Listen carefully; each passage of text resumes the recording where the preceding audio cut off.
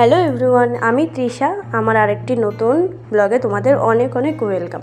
চলো আজকে শেয়ার করছি আরেকটা নতুন ব্লগটা কি তোমরা একটু পরেই বুঝতে পারবে।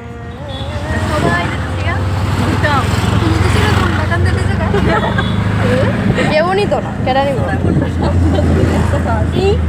চালো আইনা দিয়ে দেওয়া যাইতেছে। তো তোমরা সবাই বুঝতেই পারলে ব্লগটা আসলে কি হতে চলেছে। হ্যাঁ, ব্লগটা ছিল আজকে আমাদের মানে ছোট্ট একটা পার্টি ব্লগ। মানে আমাদের মামি আমাদের সবাইকে পার্টি দিয়েছিল, তাই সবাই মিলে বাইরে থেকে বেরিয়ে গিয়েছিলাম। কোথায় যাচ্ছি এক্ষুনি বুঝতে পারবে যে কোথায় এসেছি। কিন্তু পার্টিটা কিন্তু খুব জমজমাট হয়েছিল। দেখো, এসে গেছি রাজবাড়িতে।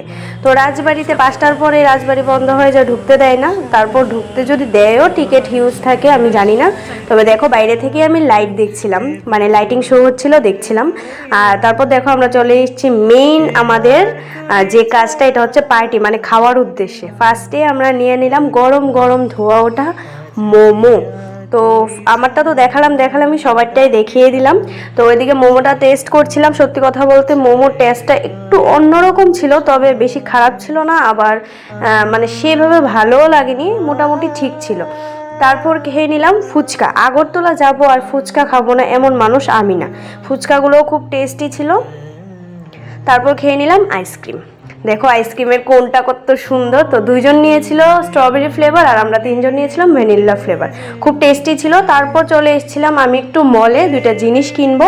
কী জিনিস কিনছি তোমাদেরকে নিশ্চয়ই দেখাচ্ছি, দাঁড়াও একটু ওয়েট করো।